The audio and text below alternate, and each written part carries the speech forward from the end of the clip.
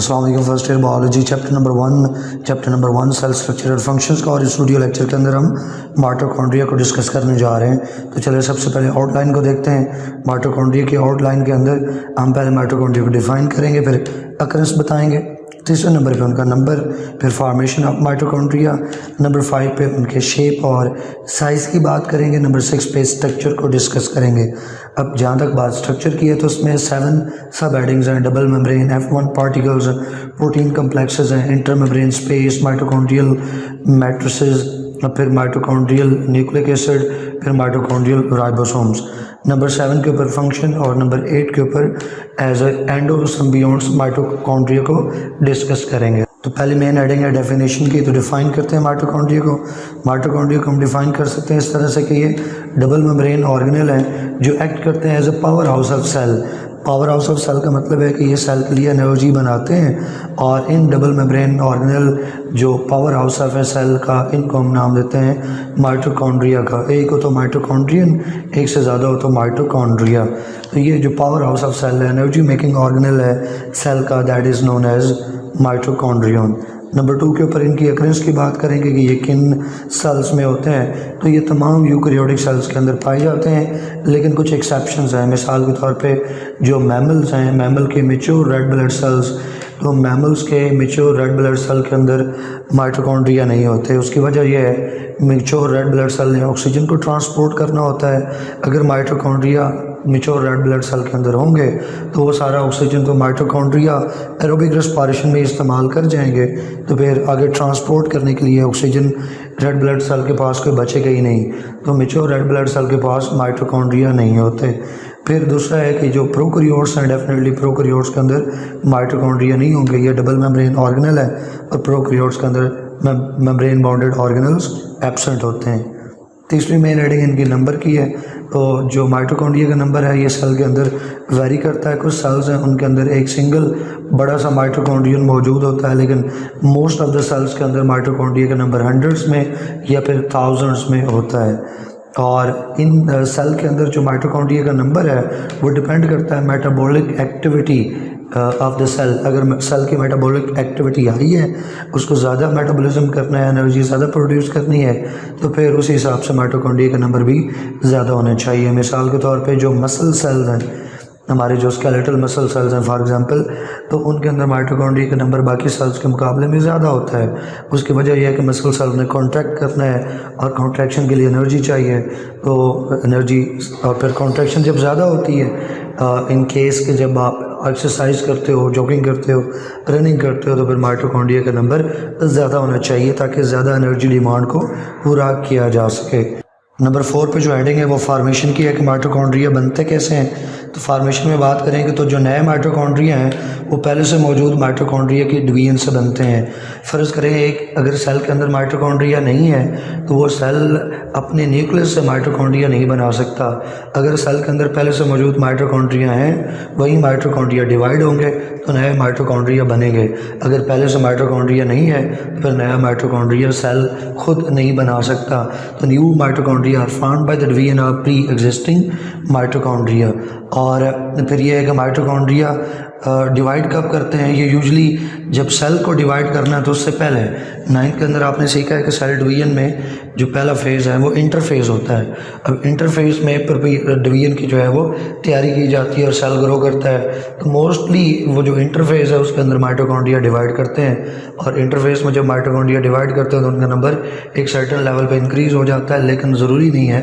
बाद में भी सेल जब सेल मैच्योर हो चुका है और अपना फंक्शन परफॉर्म कर रहा है तो एट दैट टाइम भी ज़रूरत पड़ने पर माइटोकॉन्ड्रिया का नंबर इंक्रीज़ हो सकता है। जैसे कि हार्ड एक्सरसाइज में जो हमारे स्केलेटल मसल सेल्स हैं उनके अंदर इनका नंबर जो है वो इंक्रीज़ हो जाता है। जो माइटोकॉन्ड्रिया हैं, जब हम हार्ड जॉब करते हैं, हार्ड एक्सरसाइज करते हैं, तो एट दैट टाइम एनर्जी ज़्यादा चाहिए होती है मसल सेल्स को अपना फंक्शन परफॉर्म करने के लिए। तो ज़्यादा एनर्जी की डिमांड पूरा करने के लिए माइटोकॉन्ड्रिया ज़्यादा होना चाहिए। तो माइटोकॉन्ड्रिया रैपिडली डिवाइड होकर अपना नंबर इंक्रीज़ कर लेते हैं। फिर कि अगर जब वो एनर्जी की डिमांड पूरी हो गई है और अब मज़ीद माइटोकॉन्ड्रिया की ज़रूरत नहीं है, तो जो एक्स्ट्रा माइटोकॉन्ड्रिया हैं उनको हमने लाइसोसोम के टॉपिक में भी पढ़ा था कि लाइसोसोम्स उन एक्स्ट्रा जो माइटोकॉन्ड्रिया उनको डाइजेस्ट कर देते हैं, ब्रेक कर देते हैं। तो हम कह सकते हैं कि लाइसोसोम्स जो हैं ये माइटोकॉन्ड्रिया के नंबर को इन चेक रखते हैं। जब एक सर्टन लेवल से माइटोकॉन्ड्रिया इंक्रीज़ होते हैं तो फिर लाइसोसोम उन माइटोकॉन्ड्रिया को ब्रेक कर देते हैं, उन एक्स्ट्रा माइटोकॉन्ड्रिया को डाइजेस्ट कर देते हैं। अब यहाँ पे एक इम्पॉर्टेंट कंसेप्ट है कि सेल के अंदर भी माइटोकॉन्ड्रिया आता कहाँ से है, कि नया सेल जो बनेगा उसको माइटोकॉन्ड्रिया कहाँ से मिलेगा। तो ये याद रखें ह्यूमन के केस में और बाकी जो एनिमल्स हैं यूकैरियोटिक जो सेल्स हैं उनके केस में जो माइटोकॉन्ड्रिया मौजूद होता है वो माइटोकॉन्ड्रिया एग के अंदर मौजूद होता है। जो स्पर्म है, स्पर्म के जो मेन हम दो पार्ट करते हैं, एक स्पर्म का हेड है और एक स्पर्म की जो वो टेल है। यहाँ पे एक दरमियान में एक पोर्शन होता है नेक जिसको कहते हैं।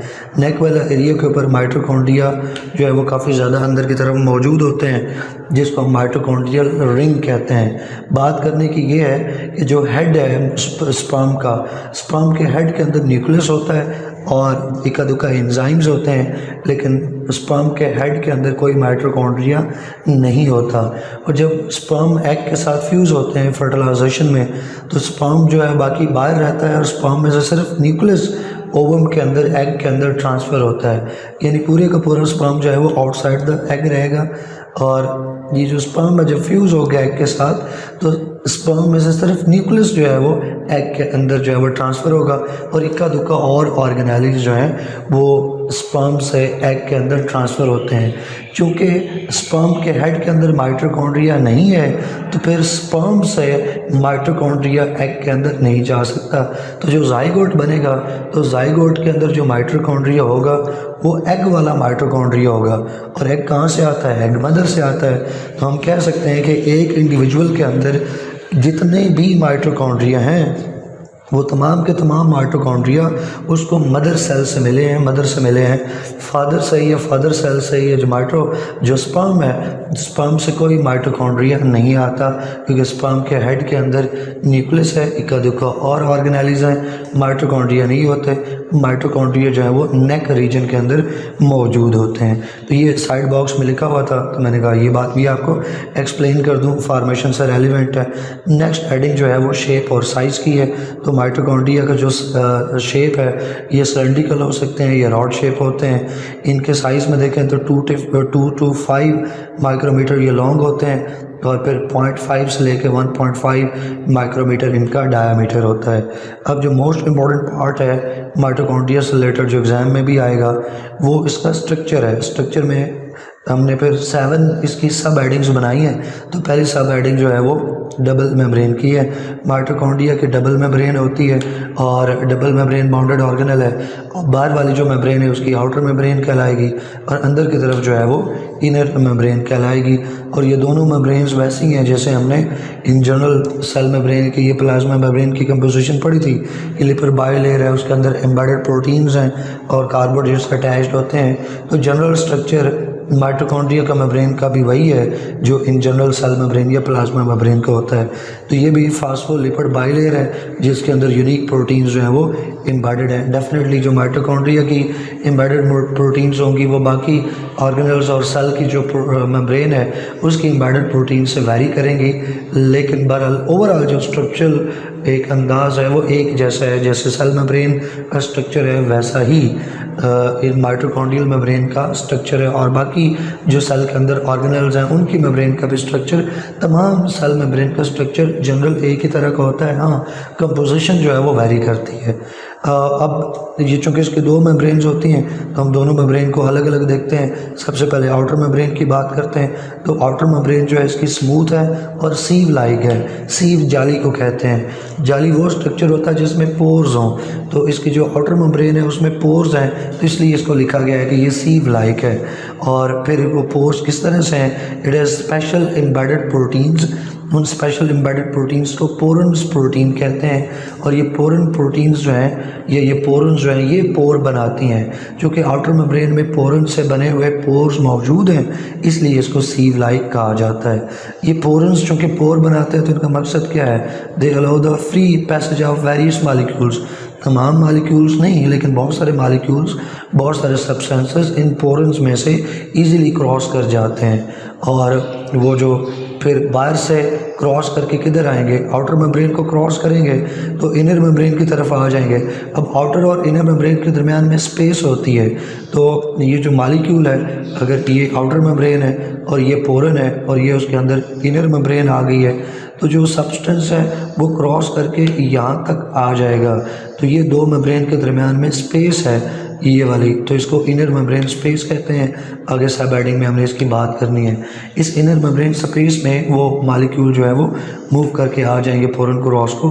अब वो मालिक्यूल आगे माइटोकॉन्ड्रिया में इंटर होता है या नहीं होता, ये डिपेंड करता है कि इनर मेम्ब्रेन किन मालिक्यूल्स को, किन सब्सटेंसेस को अलाउ करती है to be inside the mitochondria.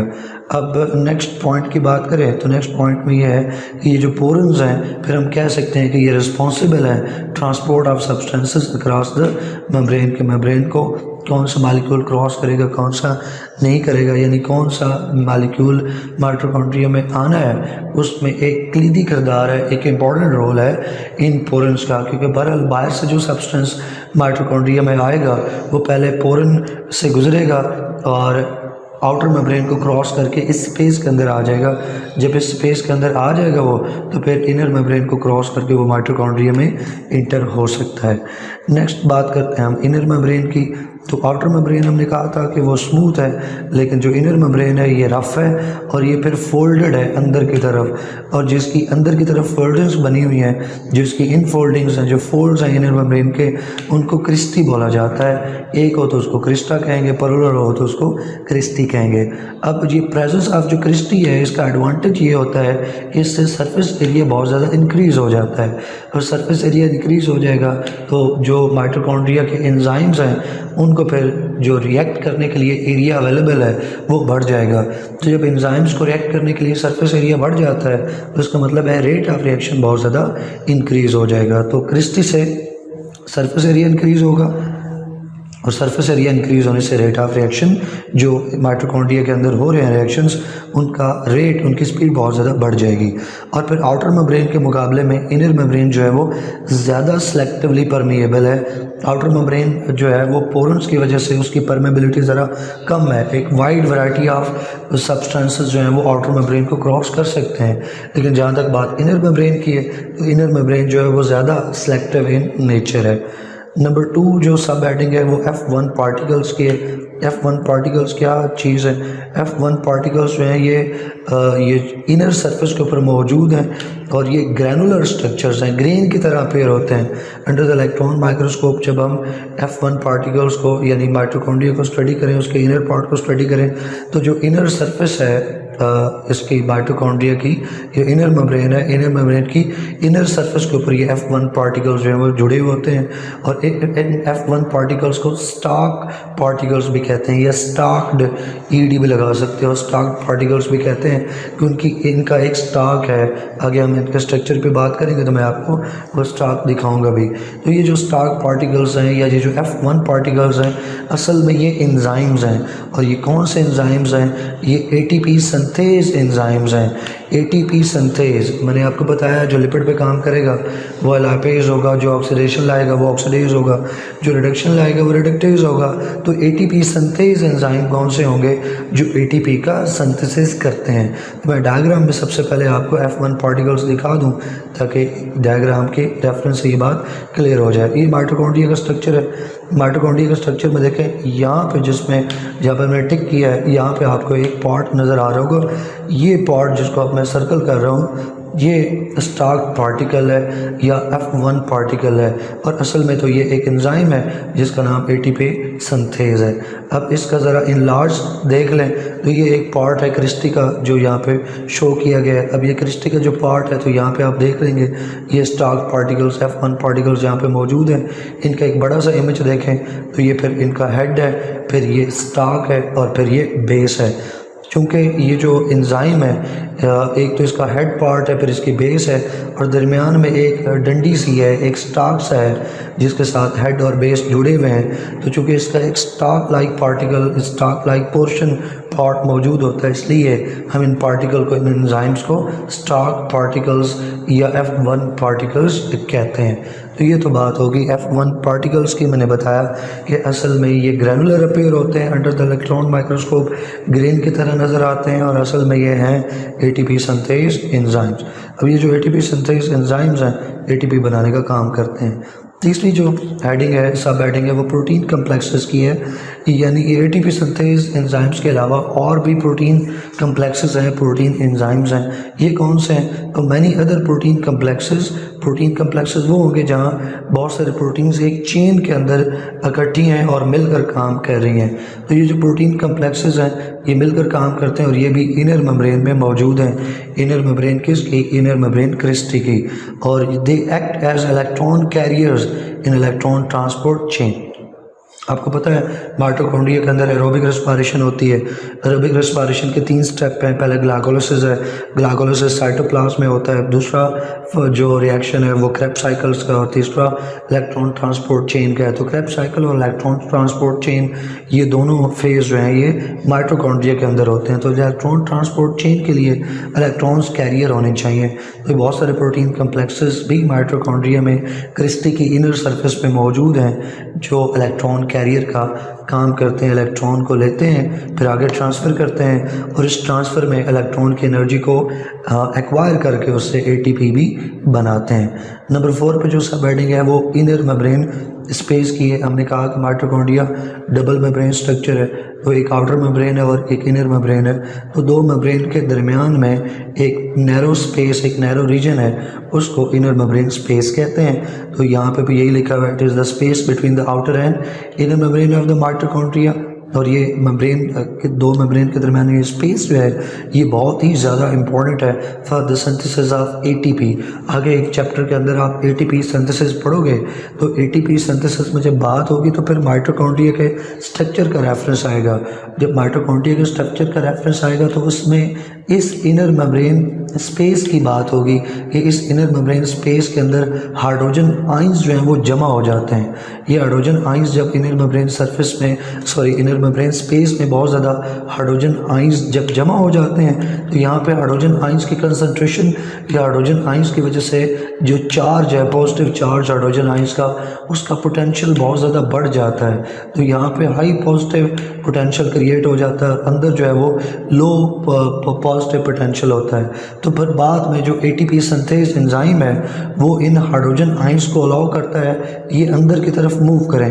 Hydrogen ions जब अंदर की तरफ मूव करते हैं high potential to low potential, तो फिर ATP सिंथेज एंजाइम उनकी एनर्जी को, उस पोटेंशियल डिफरेंस की जो एनर्जी है कि बाहर हाइड्रोजन आइंस ज़्यादा है तो बाहर पोटेंशियल डिफरेंस ज़्यादा है, अंदर जो है वो हाइड्रोजन आइंस कम है तो अंदर पोटेंशियल डिफरेंस जो है वो लो है। तो अगर अंदर पोटेंशियल डिफरेंस लो है तो उसकी वजह से फिर क्या होता है कि जब ये हाइड्रोजन आइंस को अलाउ किया जाता है ये ATP सिंथेज को क्रॉस करें तो फिर ATP सिंथेज इनकी पोटेंशियल एनर्जी को यूज़ करके ATP सिंथेसाइज कर लेते हैं। ये डिटेल से आगे एक चैप्टर में पढ़ोगे।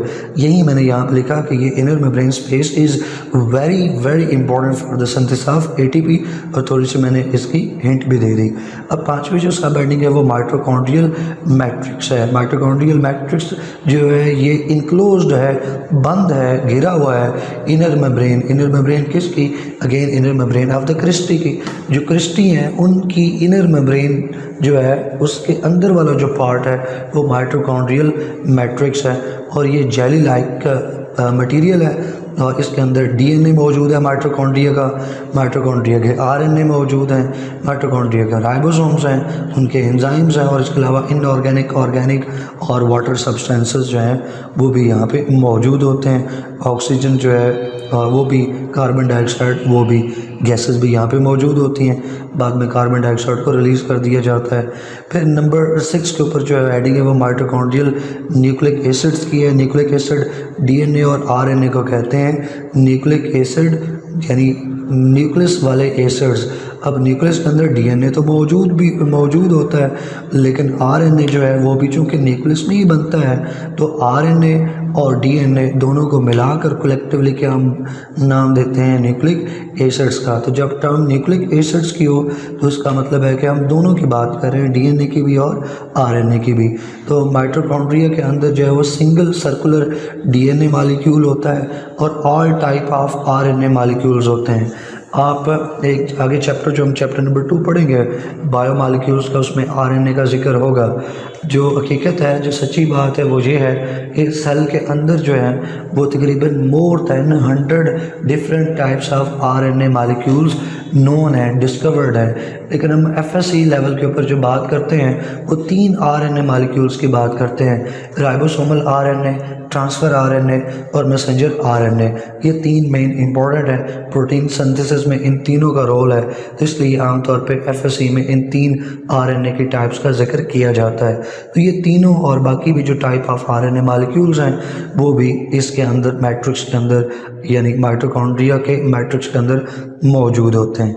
फिर जो माइटोकॉन्ड्रिया का जो डीएनए है, इसकी जीन्स को अगर चेक करें तो इनकी जीन्स जो हैं ये रिजेंबल करती हैं प्रोकैरियोट्स की जीन्स से। प्रोकैरियोट्स यानी बैक्टीरिया का सर्कुलर डीएनए निकालें, जीन्स चेक करें, और माइटोकॉन्ड्रिया के डीएनए निकालें, उसके जीन्स चेक करें, तो इनके अंदर काफ़ी ज़्यादा रिजेंबलेंस मौजूद है।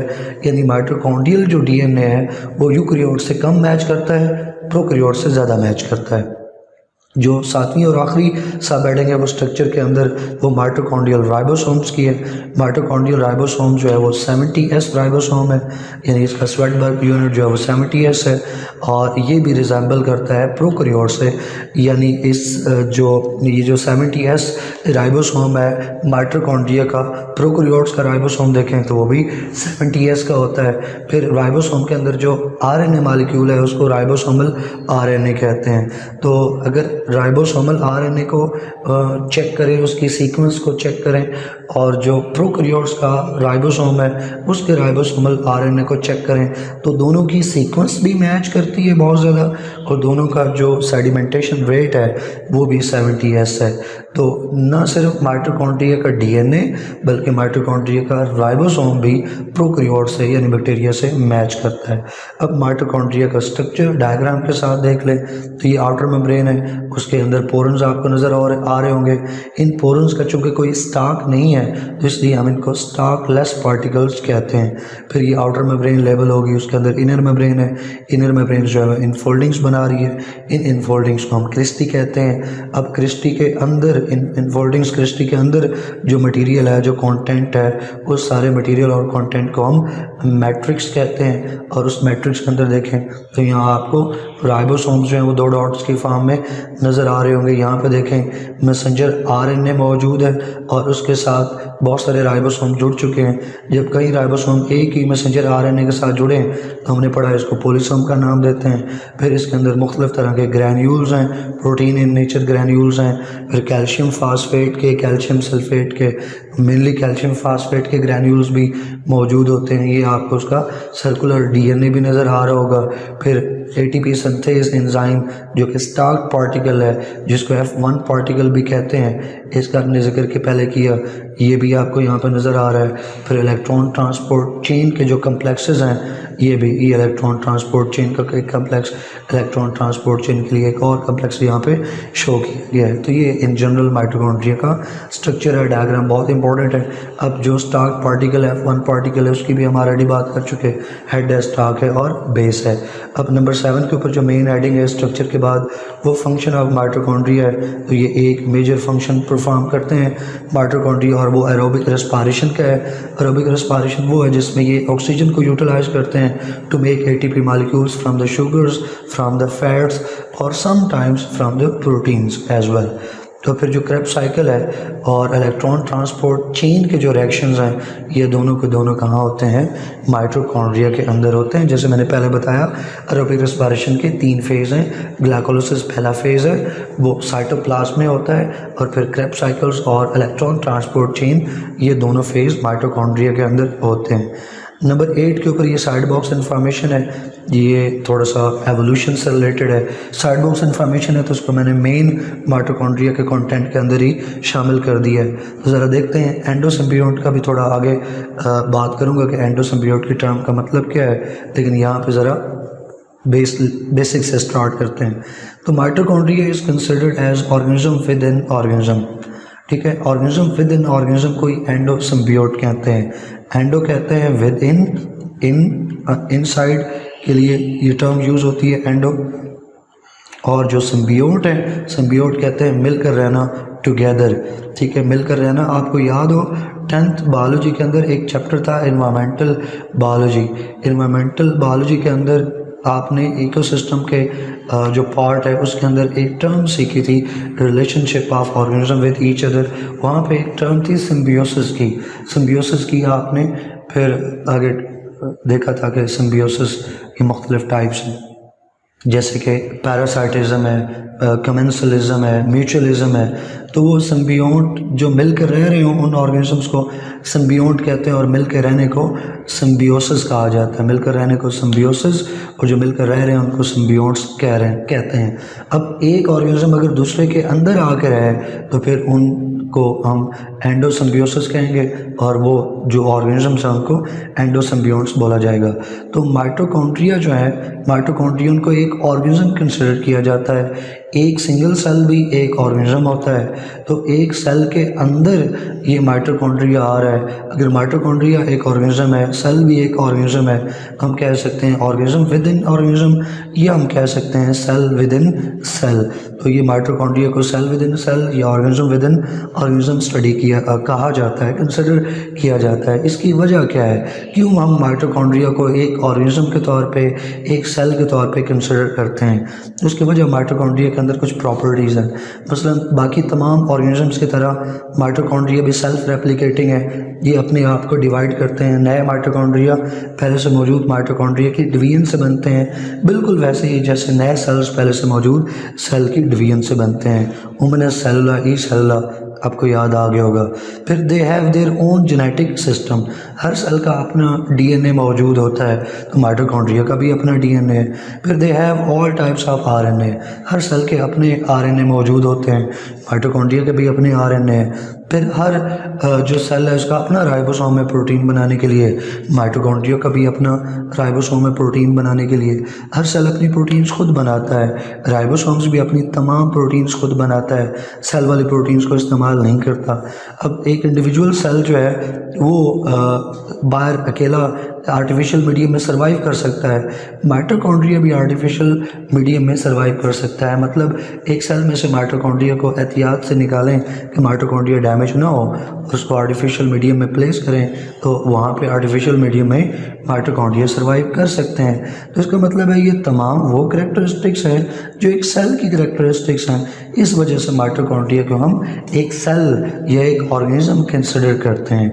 और एवोल्यूशन के हवाले से बात यह है कि माइटोकॉन्ड्रिया जो हैं ये प्रोकैरियोट से रिजेंबल करते हैं। जैसे हमने बात की कि इनका राइबोसोम जो है वो 70S है, उसके सीक्वेंस, डीएनए के जीन्स, डीएनए के सीक्वेंस, ये सारी माइटोकॉन्ड्रिया की प्रोकैरियोट से, बैक्टीरिया से मैच करती है, यूकैरियोट से मैच नहीं करती। तो साइंटिस्ट का ये ख्याल है कि माइटोकॉन्ड्रिया पास्ट में जब ज़िंदगी का आगाज़ हो रहा था, शुरू में एवोल्यूशन ऑफ द लाइफ, उसके स्टार्ट के अंदर माइटोकॉन्ड्रिया एक प्रोकैरियोटिक ऑर्गेनिज्म था। उस प्रोकैरियोटिक ऑर्गेनिज्म को एक और यूकैरियोटिक ऑर्गेनिज्म ने इंगल्फ कर लिया। अब एक सेल जब दूसरे सेल को या किसी और पार्टिकल को इंगल्फ करता है, फैगोसाइटोसिस होती है, तो उसका मकसद ये होता है कि जो इंगल्फ पार्ट है उसको लाइसोसोम के साथ फ्यूज़ करके उसको तोड़ा जाए और उसको एनर्जी जो है उससे ऑब्टेन की जाए। तो जब एक यूकैरियोटिक सेल ने माइटोकॉन्ड्रियन को इंगल्फ किया, तो instead of eating mitochondria, instead of digesting mitochondrion, वो जिस सेल ने माइटोकॉन्ड्रियन को इंगल्फ किया था उसने माइटोकॉन्ड्रियन के साथ एक रिलेशनशिप डेवलप कर लिया, दोनों मिल के रहना शुरू हो गए, और तब से लेके आज तक उस सेल के अंदर माइटोकॉन्ड्रिया मौजूद है। जब सेल ने डिवाइड करना होता है तो उससे पहले माइटोकॉन्ड्रिया बहुत ज़्यादा डिवाइड करते हैं। एक सेल जब डिवाइड होता है दो में तो आधे माइटोकॉन्ड्रिया एक डॉटर सेल में, तो आधे माइटोकॉन्ड्रिया दूसरे सेल्स में चले जाते हैं। अगर डिवीजन कुछ इस तरह से हो कि एक डॉटर सेल को सिरे से माइटोकॉन्ड्रिया मिले ही ना, एक सिंगल माइटोकॉन्ड्रियन भी उसको ना मिले, तो फिर वो सेल मर जाएगा, वो अपना माइटोकॉन्ड्रियन नहीं बना सकता। इसका मतलब ये है कि अगर एक सेल अपना माइटोकॉन्ड्रियन खुद सिंथेसाइज नहीं कर सकता तो माइटोकॉन्ड्रियन कहीं और से आया होगा। तो ये जो थ्योरी है ये एंडोसिम्बियोसिस कहलाती है। और इन ऑर्गेनिजम्स को, इन सेल्स को, एक सेल के अंदर दूसरे सेल का रहना, तो दोनों सेल्स को एंडोसिम्बियोट्स कहते हैं और ये प्रोसेस एंडोसिम्बियोसिस कहलाता है। तो साइंटिस्ट का ख्याल ये है कि जो माइटोकॉन्ड्रिया है और जो सेल के अंदर रह रहे हैं तो ये एंडोसिम्बियोट्स हैं, एंडोसिम्बियोसिस को शो करते हैं। आगे जब हम क्लोरोप्लास्ट की बात करेंगे तो हम क्लोरोप्लास्ट में भी यही पॉइंट्स लिखेंगे। जस्ट लाइक माइटोकॉन्ड्रिया, क्लोरोप्लास्ट के बारे में भी यही ख्याल किया जाता है कि क्लोरोप्लास्ट भी एंडोसिम्बियोट है। तो इस तरह से ये माइटोकॉन्ड्रियन का टॉपिक जो है वो इख्तिताम पज़ीर हुआ। इंशाल्लाह नेक्स्ट वीडियो के अंदर हम प्लास्टिड्स को कवर करेंगे और ये जो पूरा चैप्टर है, चैप्टर 1, ये इंशाल्लाह ईद से पहले, यानी कल फ्राइडे का दिन है, परसों सैटरडे को ईद है, तो आज और कल फ्राइडे तक इस पूरे चैप्टर को हमने ख़त्म कर देना है। तो इंशाल्लाह नेक्स्ट वीडियो में प्लास्टिड्स को पढ़ेंगे। तब तक के लिए अल्लाह हाफ़िज़।